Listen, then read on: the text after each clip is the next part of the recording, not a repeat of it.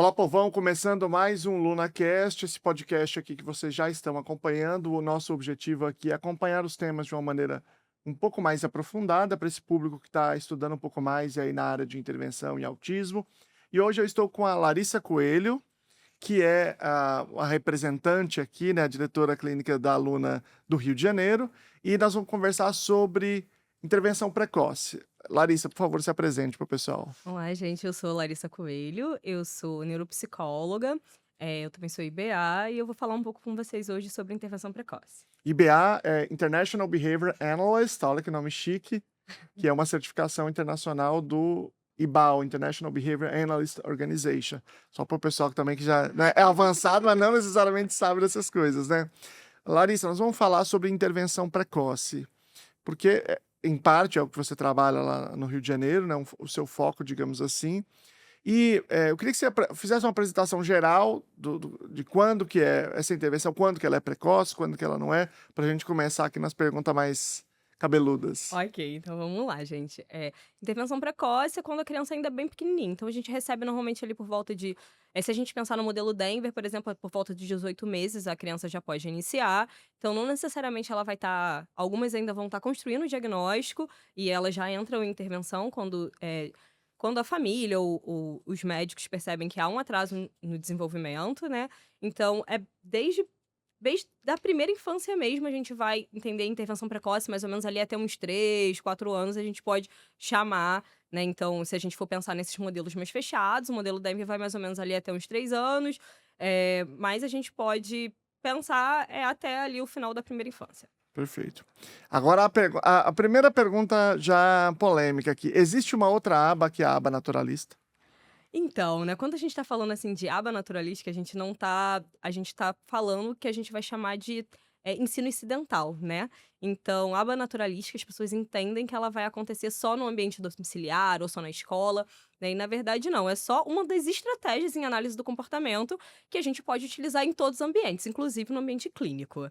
Ou seja, não é uma outra aba. Não, não é uma outra aba. Pelo contrário, ela só faz de parte e a gente pode usar, tipo, aba naturalístico, vamos usar esse nome, o ensino incidental, em vários, não só na intervenção precoce, a gente pode utilizar ela até quando a gente trabalhar com adultos, né? Nada mais é do que a gente criar contingências estão próximas do que aconteceria na vida, né?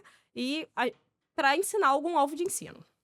Perfeito. E aí, eu acho que primeiro precisa ter alguns conceitos que são importantes. Eu queria que você falasse primeiro o conceito de ambiente natural. Então, a gente vai entender como ambiente natural, né? Então, quando a gente recebe algum pedido para intervenção em ambiente natural, a gente vai entender isso como a casa do cliente, ambientes que ele pode frequentar. Então, eu posso entender isso como o parque, o mercado, a escola. Então, qualquer ambiente que seja natural. Então, eu posso estar fazendo essa intervenção é, no jardim, se é um local que ele vai frequentar, ou dentro da casa dele. Enfim, a gente vai chamar isso de ambiente natural. Não é porque tem natureza. Não é porque a gente tem natureza, é É. porque é natural. É como se fosse o nosso ambiente cotidiano, né, onde a gente tá ali no nosso dia a dia. E existe uma confusão muito grande entre isso, né, que é o ambiente natural, e a natureza da intervenção, que é essa natureza que as pessoas chamam de intervenção naturalística, ou uma estratégia naturalística. E eu queria que você explicasse, então, agora isso. O que que é uma estratégia que a gente chama de naturalística? Uma estratégia naturalística é quando eu vou criar uma contingência, né, que é exatamente o que acontece no nosso dia a dia. Então eu posso criar isso tanto em casa quanto na clínica, por exemplo, né. Então se eu tô ali, eu quero ensinar essa criança a pedir água, né, então se eu tenho um bebedouro tanto em casa quanto na clínica, né, então eu sei que ela quer água, então eu vou botar ali próximo, eh, na visão dela, então vamos supor que eu tô ensinando ela a apontar pra água, né, então, eu sei que ela tá com sede, ela tá privada de água, então ela vai querer, eu vou ensinar ela a apontar, isso pode acontecer em qualquer um dos ambientes. O que aconteceu aqui foi eu criei a contingência pra ela pedir água e eu não vou ficar fazendo, não é um ensino estruturado, que ela vai estar sentada, eu vou falar, quando você, por exemplo, uma figura, quando você vê um card De água, de por exemplo. água e você vai falar água, não, tá ali, ela sabe. é o bebedouro que ela sempre pede, exatamente igual. Então isso seria uma intervenção com uma estratégia incidental ou naturalística, como vocês preferirem. E aí eu acho que aí você podia falar um pouco mais do ensino incidental, né, que é a principal estratégia naturalística que a gente usa. Então, o ensino incidental, quando a gente está falando de ensino incidental. Então, eu vou usar aqui uma estratégia que a gente usa dentro da clínica, né? Então, eu não estou no ambiente natural, mas eu estou usando essa estratégia mais naturalística. Então, eu estou numa brincadeira com ela. Então, eu sei que ela tem uma operação motivadora muito maior quando eu estou usando animais da fazenda, porque é a preferência dela. E eu quero que ela aprenda onomatopeias, né? Então, e ela é uma criança que, por exemplo, gosta de música, né? Então, eu vou montar uma contingência que ela gosta, né? E aí eu começo com uma música, por exemplo, do Seu Lobato, né? Clássica. Clássica, todo mundo conhece Seu Lobato. E aí eu vou, inicialmente, quando a gente tá pensando no ensino incidental, a gente não começa, às vezes a gente vai escolher o tipo de ajuda, né? Então isso tem que estar muito claro. Então, vamos supor aqui que eu tô com uma ajuda menos para mais. Então, eu já tenho, o meu terapeuta, ele tem que, por mais que seja um ensino incidental, isso tem que estar bem formulado, né? E aí eu vou dar um atraso inicialmente para ver se ela faz onomatopeia, e aí eu vou diminuindo, vamos supor que eu começo com 3 segundos de atraso, 2, senão eu vou dar ajuda total. E aí, mas eu sempre vou utilizar o que eu tenho ali, né? Então, eu vou aproveitar, por exemplo, que ela tá brincando com um porquinho, e aí eu vou usar o som do porco. Então, isso é muito importante. Não é estruturado, isso é muito importante você pensar, não é uma brincadeira que tá totalmente estruturada. Você vai usar a oportunidade que tá ali para utilizar os alvos de ensino que você já pré-estabeleceu. Eu acho que essa coisa de estabelecer o alvo de ensino, eu acho que talvez seja uma das questões mais importantes. Porque eu tenho a impressão que as pessoas acham que esse naturalístico é brincar e estimular. Eu vou estimular. Então, você brincar e estimular bastante, aí que é bom. E essa noção de como você vincula um alvo ao ensino, vários alvos, você falou de um, que é a onomatopeia, mas pode ter outros, né? Sim, sim. Como é que você vincula esses alvos às brincadeiras que a criança vai decidir fazer? Então, é bem importante que você tenha feito uma boa avaliação, né? Então, assim, dentro da avaliação você vai saber, assim. E é muito importante que você também saiba as operações estabelecedoras, né? Então, daquela criança. Então, você vai ter que ter ali 2 tipos de avaliação. Então, você vai fazer a avaliação protocolar, e aí, a que você escolheu, né? Então, vamos supor, eu gosto muito da Ables, né? Eu sou. É, Able eu Vet. gosto. É uma que eu gosto muito. Mas, enfim, você pode ter usado um checklist do Denver, você pode ter usado o VibMap, enfim. E ali você vai estabelecer seus alvos. Então, é uma criança, vamos supor ali, que de 3 anos, que você quer ensinar mandos, né? Então, dentro dessa brincadeira, eu vou continuar aqui na mesma brincadeira pra galera saber que dá pra. Numa mesma coisa, você pode usar um monte de coisa. E aí você estabeleceu que ela não faz pedido por item, né? Então, pode ser um dos seus alvos de ensino, né? Então, o item que você vai utilizar nessa brincadeira, nessa mesma brincadeira, você pode estar ali da fazendinha, por exemplo, tirar a girafa que você sabe que é a favorita dela. Você fica com a girafa e você vai ensiná-la a fazer o mando da girafa. E aí você vai estabelecer aqui qual é o primeiro que você vai ensinar. Primeiro você vai aceitar só o apontar, ou se você já quer que ela fale me dá, ou o nome do item. Então, isso é muito importante. O terapeuta, ele não pode ir pra brincadeira achando que é só brincar e vozes da minha cabeça, vamos dizer assim, vão dizer o que eu vou fazer ali. Não, ele tem que saber o que ele vai fazer. Então, assim, numa estratégia, vamos supor, na clínica, quando a gente tem um pequeno grupinho, né? Por mais que todo mundo vai chegar no mesmo horário, eu estabeleço que aquele horário ali é para eu ensinar cumprimentos sociais. Então, eu posso dar dicas. Então, é um horário que ele já vai chegar e ele vai ter que cumprimentar as pessoas. Então, isso já é Pode ser um alvo, né? Pode ser um alvo, cumprimentar as pessoas. E é naturalístico, porque todo dia ele vai chegar e a contingência vai estar montada, ele tem que falar boa tarde ou bom dia. E eu não estruturo, por exemplo, que eu digo assim, estruturar aqui um ensino de mesa, por exemplo, que ele vai falar só para mim, terapeuta. Não, ele vai falar boa tarde ou bom dia para quem tá ali na recepção da clínica. E no horário que for cabível, ou No de horário manhã ou à tarde. Ou de manhã ou à tarde, eu não vou ficar ali naquela repetição. É naquele horário, você vai ensinar essa contingência para ele. Ele chegou, ele vai falar boa tarde ou bom dia, enfim. Você falou dessa questão agora de definir esses alvos, que eu acho que realmente são importantes, e aí você coloca na atividade e você vai fazer. Por exemplo, você vai fazer o do seu Lobato.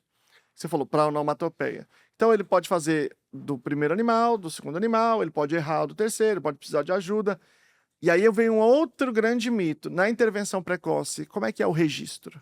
A gente pode usar, por exemplo, por oportunidade. A gente vai, vamos supor, né, que naquele dia ele vai ter 5 oportunidades de fazer onomatopeia ou de, cumprimentar alguém, enfim. Então, de 5 oportunidades, eu vou botar lá quantas ele vai conseguir fazer, né. Então, eu não vou estruturar que ele tem que obrigatoriamente fazer 20. Então a gente Como numa tentativa como discreta, na né? tentativa discreta. Então a gente vai pensar sempre aqui por oportunidade de ensino, né. Então, e aí a gente como que a gente sabe que ele tá fazendo ou não, se ele tá aprendendo ou não? Você vai ao longo da semana, você vai vendo quantas oportunidades ele acerta, quantas ele vai tá precisando de ajuda. Se você tá pensando aqui num sistema de dica de menos para mais, então olha, ele já tá fazendo independente, a cada 5 oportunidades ele faz 4.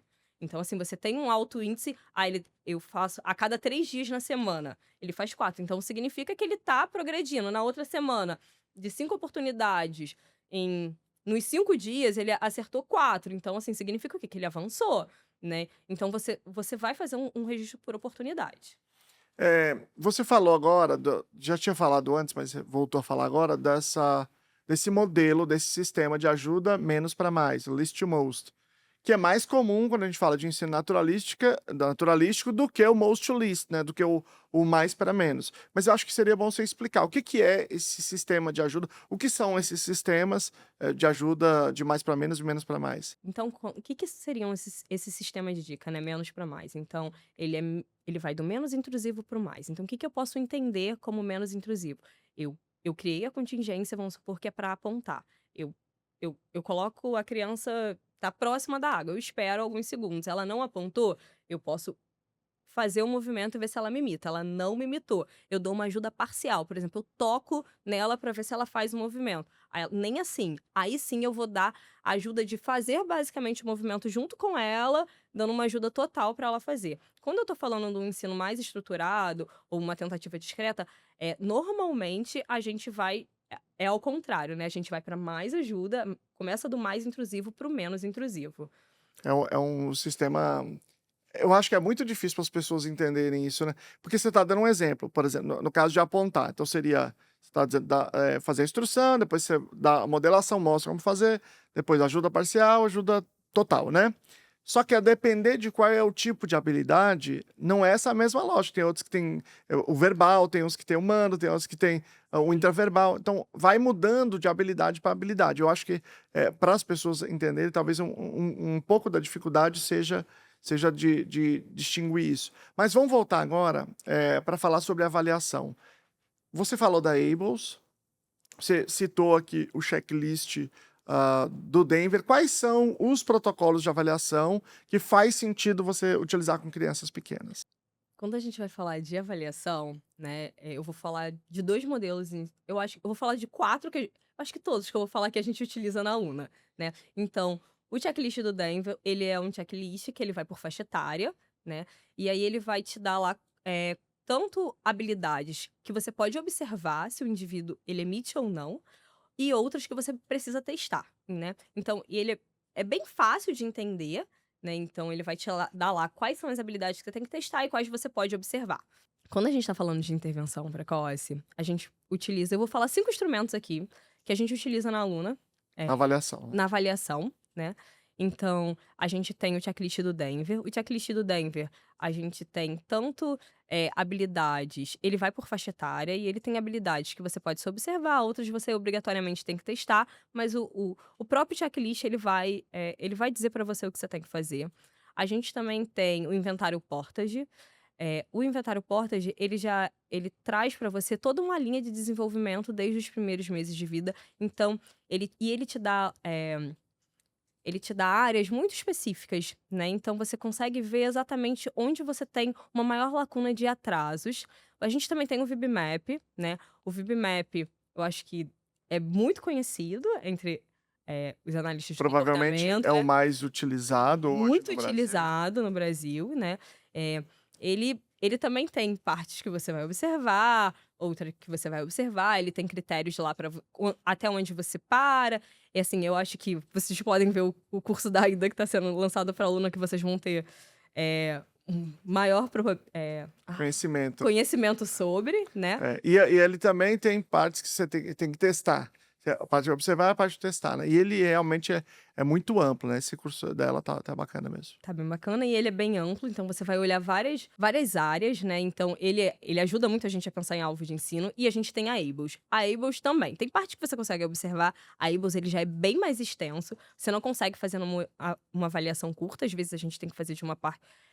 Às vezes eu nem uso a gente não usa na aluna numa avaliação inicial, a gente vai fazendo ele de uma forma longitudinal mesmo, né? A gente vai indo Uma parte de cada vez. uma parte de cada vez, porque ele é muito extenso, né? Então, às vezes, quando você tem ali poucas horas de avaliação, não é o melhor critério, às vezes, para você entregar uma avaliação, né? Então, é melhor optar por outro protocolo. Mas aí, às vezes, também, quando você tem uma avaliação parcial, você já pode estabelecer um alvo ali e já ir pode. trabalhando. Você Não pode. precisa esperar tudo isso pra começar a intervenção. Até porque você pode, por exemplo, ter utilizado o VibMap e aí na sua intervenção falar, olha, eu acho que eu vou casar isso aqui com a ABLS, enfim. A gente, enquanto analista do comportamento, a gente tem que ter esse raciocínio, né? Então, a gente não pode ficar preso ali naquele protocolo.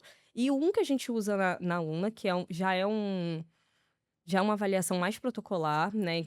Essas que eu falei, você vai avaliar o indivíduo com ele mesmo, né? Essa não, ela dá uma segurança maior para você mandar, por exemplo, relatório para médico, para pais, que é uma avaliação padronizada, que é o Vineland. O Vineland, ele é muito legal, assim, ele tem vários cadernos, e aí você vai ter que escolher ali qual é o melhor pro seu cliente, né? E até pro perfil que você está trabalhando, mas você tem um questionário muito extenso que você vai fazer com a família, né? Então você também traz essa visão da família para a tua avaliação, e é bom para você fazer um comparativo, assim, anual, assim, para ver como que foi a evolução daquela criança. E eu acho o Vineland interessante porque ele vai olhar para habilidades adaptativas. Então, ele não vai ver se aquele aspecto cognitivo melhorou ou não, aquela habilidade. Ele vai ver assim, como que isso está afetando a vida dele, o quanto que ele está melhorando no dia a dia dele, o quanto que isso tem mudado, transformado a vida dessa família. E, aliás, eu queria até perguntar sobre isso. Eu acho, é uma suposição, tá? Mas eu tenho a impressão de que quem faz intervenção precoce tem, assim, ele tem um efeito muito grande, muito maior do que se trabalhar com um indivíduo maior, porque, claro, a plasticidade é diferente, né? Então, você que já trabalhou também com maiores, assim, é muito mais visível a habilidade pipocando ali? Sim, há uma diferença muito, muito grande, assim, eu tendo a achar que a intervenção precoce, ela costuma ser até bem reforçadora pro terapeuta, né? Primeiro que a criança pequena costuma ser muito fofa e a gente já é reforçador aí. Mas a gente realmente vê as habilidades, você vai vendo as conquistas das habilidades de uma forma muito. É muito maior. Eu acho que o impacto é muito maior. Por exemplo, quando chega uma criança que não fala e ela começou a falar alguma coisa, já é um impacto muito grande. É diferente de quando você tá ali com uma criança maior e você precisa refinar a linguagem. E o refinamento da linguagem leva muito mais tempo do que, por exemplo, a aquisição, né? E ela tem um impacto social muito maior, né? E é muito mais improvável que você, com a criança grande, que ela vai começar a falar. Isso é extremamente improvável. Enquanto com uma criança bem pequenininha, quanto mais bebê, maior a probabilidade disso acontecer. Embora, claro que não é garantido, mas existe essa possibilidade bem mais alta, né? É uma coisa espetacular. Eu sinto isso, que para os terapeutas é mais reforçador, assim. Muito. É por isso que acho que esse talvez seja um dos motivos pelos quais esse é um polo de atração maior, né? Mais profissionais vão para o campo de intervenção precoce, né? Então, assim, há uma busca maior pela intervenção precoce, porque ela é mais reforçadora. Então, assim, na intervenção precoce, eu acho que é até mais fácil você manejar comportamento problema. É tudo mais fácil, né? Quando você vai para o indivíduo que ele já tem um histórico de vida, ele já tem uma aprendizagem, né? Então, É E o aquela corpo é maior, o corpo é maior, é mais muito forte, mais né? difícil, né. Então e quanto mais cedo também a gente intervém, a gente vê esse desenvolvimento, né, então, é realmente muito mais reforçador para o terapeuta. Eu acho uma coisa extraordinária isso. E eu vejo assim, eu vejo que muitas pessoas, elas buscam a intervenção precoce, ou seja, elas têm um diagnóstico, têm uma suposição de diagnóstico, elas correm atrás muito para não perder essa janela, né. E às vezes não consegue, tem um monte de problema de acesso ao tratamento, né, de acesso às vezes o plano de saúde não libera, todas as coisas que a gente sabe, que infelizmente acontecem. Mas até te perguntar sobre isso, né, como é que é a relação com a família na intervenção precoce? Se você vê que é diferente também. Vejo, assim, eu trabalho na Aluna a gente trabalha com todos os públicos, né, então, eu vejo a diferença com a família da intervenção precoce que ela, às vezes, chega muito ansiosa, então ela quer muita coisa, né, ela quer muita coisa, ela quer resolver muita coisa, então, eh como eu falei, né, dos alvos de ensino. Às vezes a gente tem que sentar e fazer essa educação mesmo. Olha, a gente vai ensinar isso aqui é pré-requisito para isso. Então, assim, eu não consigo ensinar, às vezes, avançar com algumas habilidades se eu não ensinar os pré-requisitos. É um momento também da gente educar muito essa família, né? Então, o terapeuta na intervenção precoce, ele também faz muito psicoeducação. Então, ele tem que ensinar o que que é a terapia, como os pais podem ajudar. Então, você está nesse momento de educar essa família e também de lidar com todas as expectativas. Então, assim, porque é o momento das expectativas, então eles depositam toda a fé deles em você, então você também tem que saber lidar com isso. Então é diferente de quando você tem uma família ali de um adolescente que a gente, já tá mais preocupada, em como que ele vai ser na vida adulta, então vamos focar para essas atividades adaptativas. Então ele já é um outro perfil. E também porque o pai de adolescente, adulto, ele já passou por muita coisa, ele já passou por essa fase de ter muita expectativa e ela ser atendida ou às vezes não é, depende, mas ele já tem uma experiência na área, né. O pai novo, ele não tem. Muitas crianças, muitos pais acham, como eu achava quando meu filho era pequeno, que o autismo era uma condição pediátrica, então era só esperar, fazer umas terapias e aí estava tudo resolvido, né. Então, eu acho que também tem essa expectativa de se "Não, faz aqui, aí tudo vai ser resolvido". O autismo vai ser um assunto do passado, e não é assim que a banda toca, né. Não é assim, e eu acho que a parte mais difícil de você trabalhar com a intervenção precoce, bem quando assim, assim que essa família recebe o diagnóstico, é que você tá lidando com uma quebra de toda a expectativa de vida que essa família tem para aquela criança. E aí você tem que saber manejar muito bem isso, né.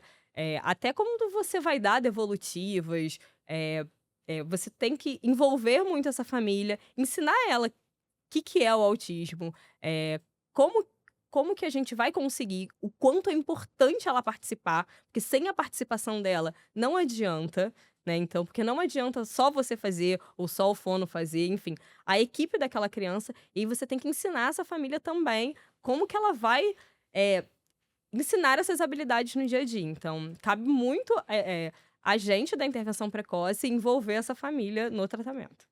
É, e cada idade tem uma dinâmica familiar, como a gente está falando, mas também tem Sim. uma dinâmica diferente na escola.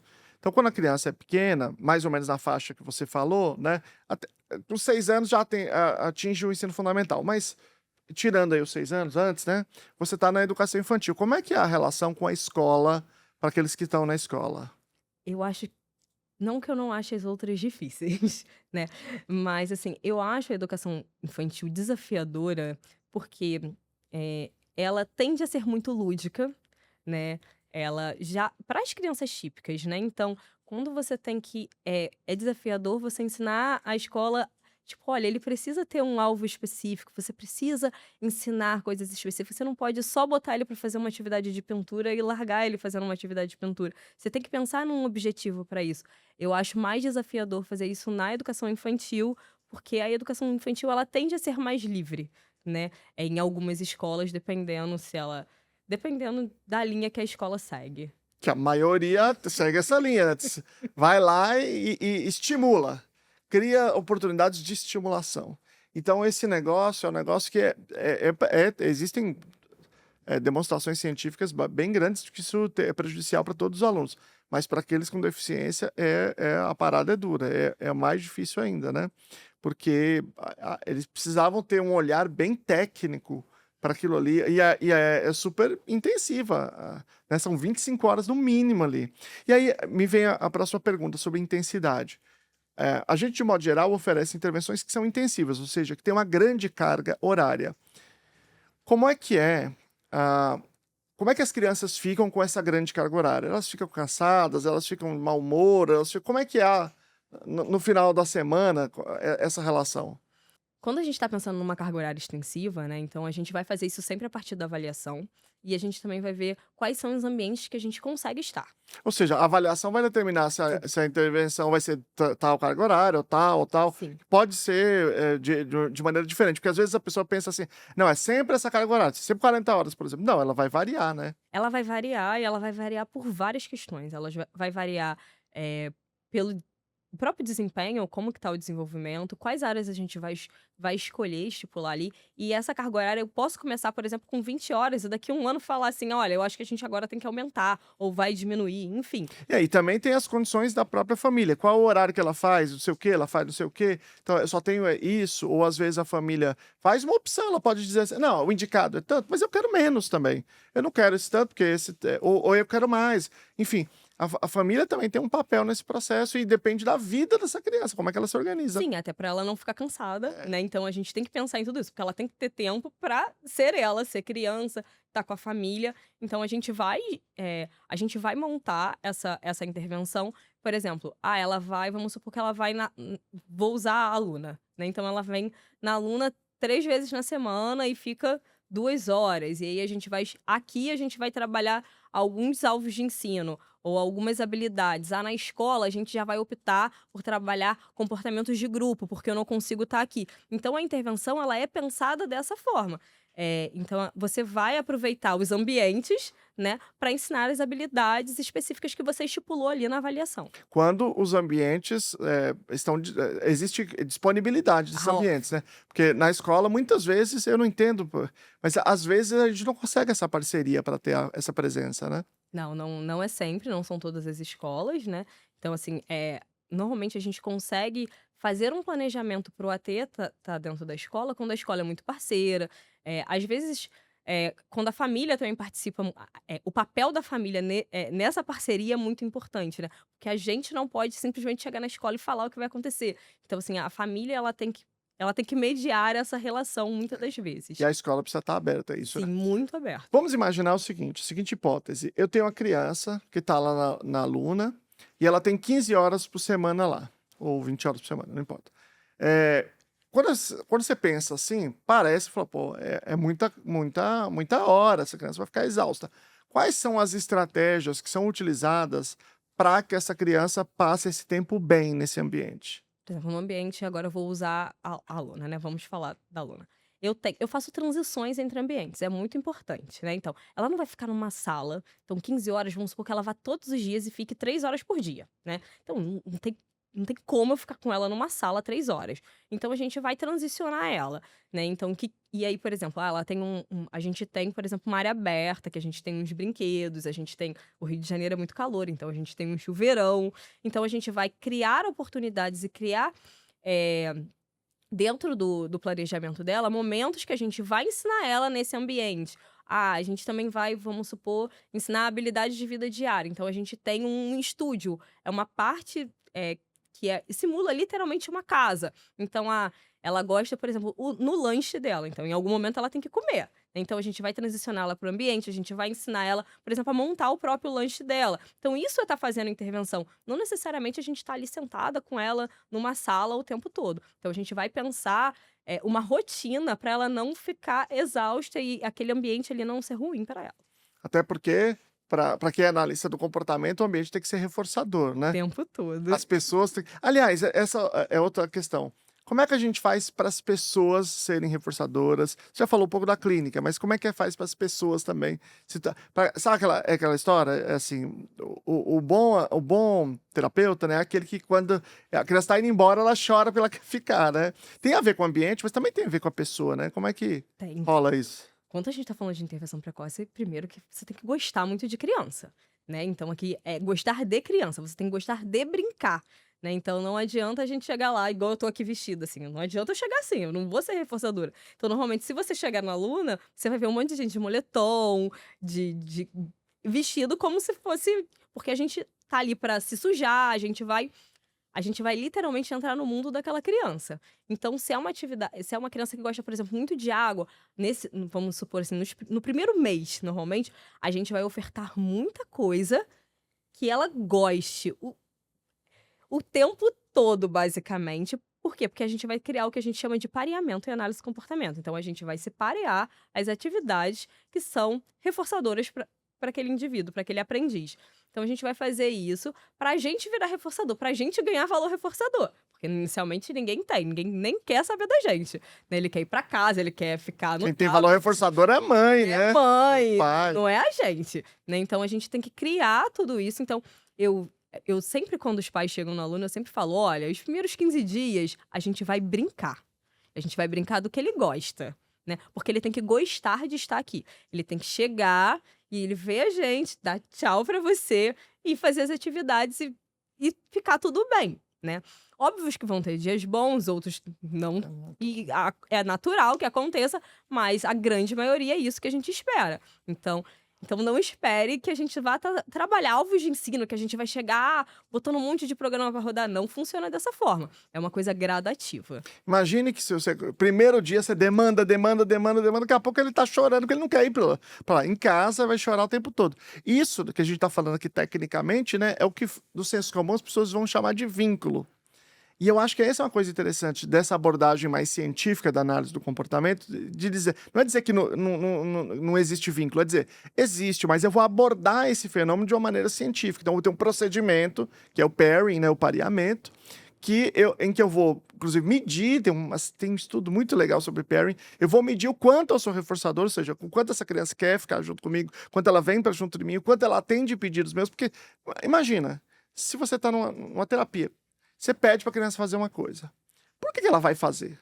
Você precisa ter um valor reforçador, porque senão ela não tem motivo para fazer para você, né?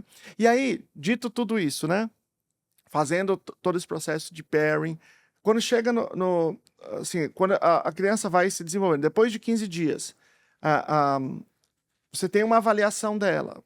Você tem, assim, uma série de coisas que são as queixas da família. Como é que você determina qual é a prioridade dos alvos? A gente vai fazer essa construção normalmente junto com a família, né? Porque normalmente a gente tem um monte de alvo que a gente vai trabalhar. Então, é muito importante a gente coletar valores. O que é valoroso para aquela família? Até porque você só vai conseguir que isso tenha uma generalização se você ensinar algo que é valoroso para aquela família, né?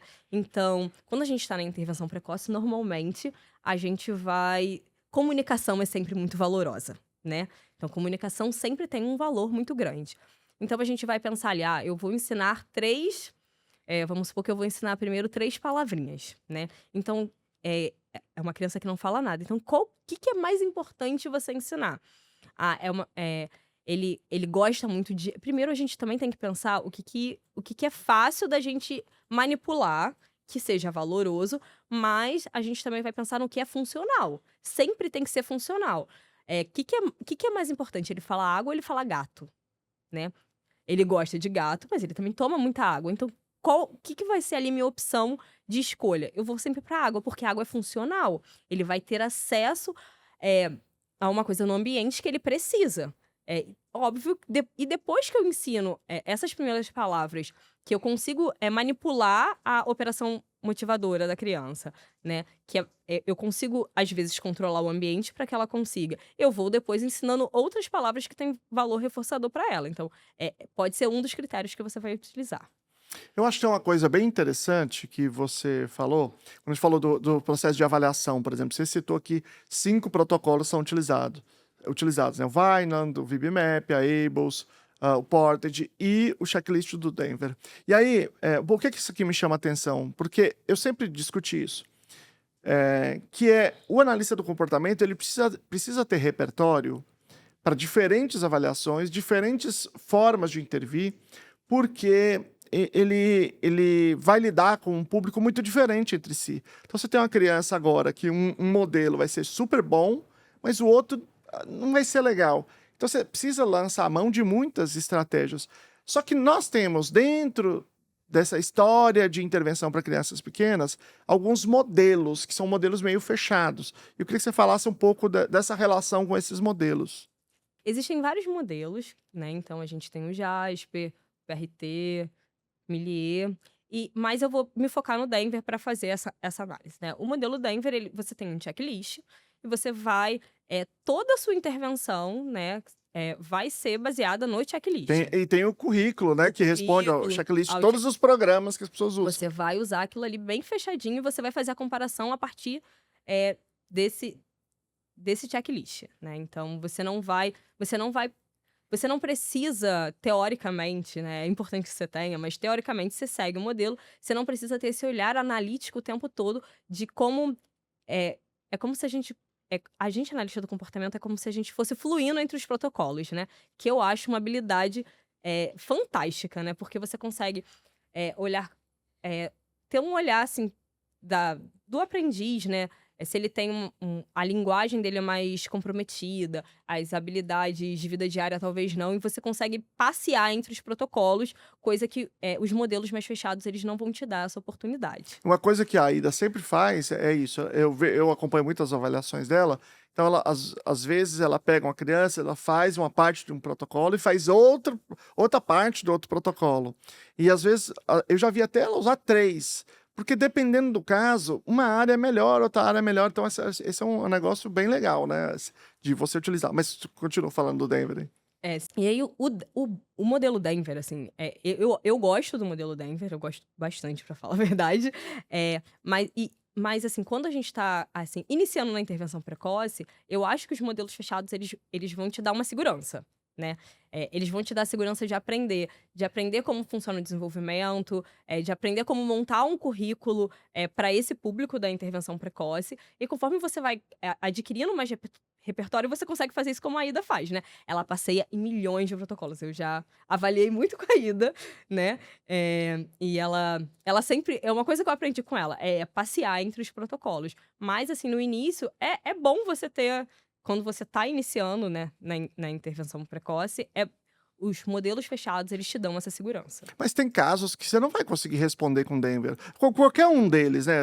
Assim, um modelo fechado. Tem casos que você diz, ó, esse aqui eu vou para outro caminho, né? Sim, você tem que saber ter você tem que ter essa expertise, né? E eu acho que é importante você ter. Quando você chega uma criança com um comprometimento muito grande em uma determinada área, às vezes o modelo Denver ele não vai te dar ferramentas. Você tem que saber para onde você vai, né?